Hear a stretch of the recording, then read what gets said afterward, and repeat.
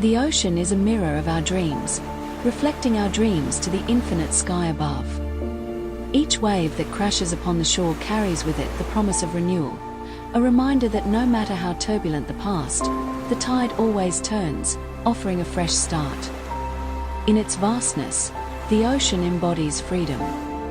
To stand at its edge is to feel the pull of possibility, to sense that we, too, can move with the fluidity of the currents. The ocean whispers to us that we are not bound by where we have been, but by where we dare to go.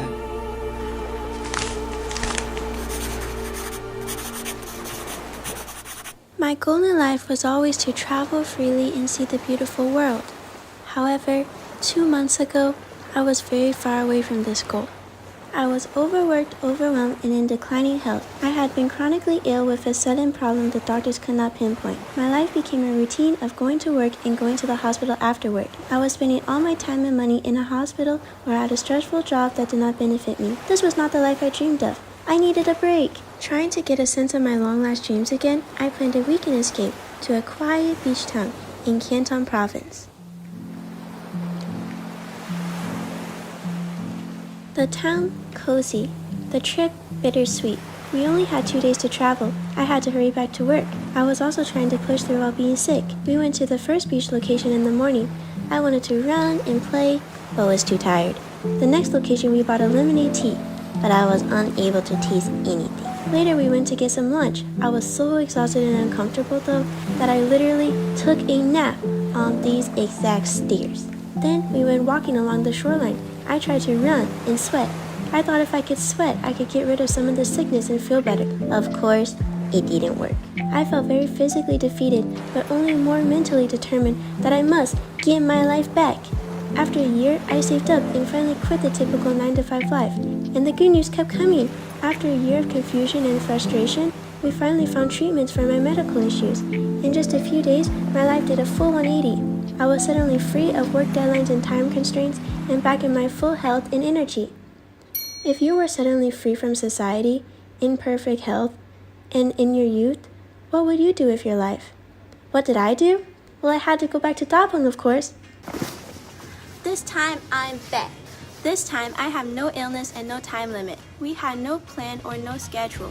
We mainly just walked around enjoying the slowness until something happened. We met a sweet grandma in this tour tramp. The grandma was struggling to scan a QR code, find the right directions, or use her phone to take pictures. She wanted to hike all the way to the top of the tall Mermaid Mountain and take a picture of the famous tourist attraction cave. So we offered to help lead her and take a photo of her at the top of the mountain. She was so grateful that she gave us some snacks. We just offered a little kindness, but we didn't expect how much it meant to her. She told us about how she was left behind by her previous tour group and all alone. She thought that there would be a lot of people on the tour, but it was only her and a young couple. She had asked the couple if they could play together. The couple tricked her and abandoned her in this area. Now we definitely gotta let the grandma reach the top of the mountain and take the best picture ever. Even though the mountain was steep and scary, the grandma was resilient. At the top of the mountain, we got her some nice photos. She asked us, "Is this a big lake?" We said this is the ocean.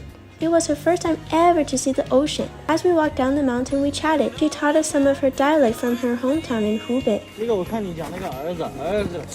我们这个说是我老家就是吃饭呐，对，美国的。Although we tried to pull her away and stop her, she bought us a fruit tea drink. When I woke up today, I never expected to drink fruit tea together with a grandma. It was iconic. Reflecting on this experience fills me with gratitude. I'm grateful that I'm able to slow down. I'm able to travel and see so much at my young age. I'm grateful I met that grandma because she inspired me to be more positive and courageous. Imagine that, at her age, embarking on a journey alone. She had just been rejected a few minutes ago, but she brushed it off, kept being positive, and she greeted us so happily. Even though I'm a foreigner, she did not hesitate to chat with us and make friends. You know, as an introvert myself, I respect that. We climbed a really steep mountain together. Even I feel like that hike was really tiring and scary, but she pushed on. If I was as positive or as courageous as the grandma, imagine all the more beautiful memories or beautiful people I can meet. After the encounter, the grandma shared us her heartfelt blessing. She said, because we are good and kind people, we will live a blissful life of good fortune. Let's see where this good luck and good fortune will take us in our next adventure. Now, if you may excuse me, I have some personal business to attend to. Now, I'm drinking so much lemonade tea to conquer the time that I couldn't taste anything. I'm spending all my time outside to conquer the time I had to rush back to work. I even went back to the place that I slept on the floor. I want to beat up this floor. I'm stronger now, and I'm gonna hike, run, laugh, ride boats, never take my youth or health for granted, and enjoy my life to the fullest.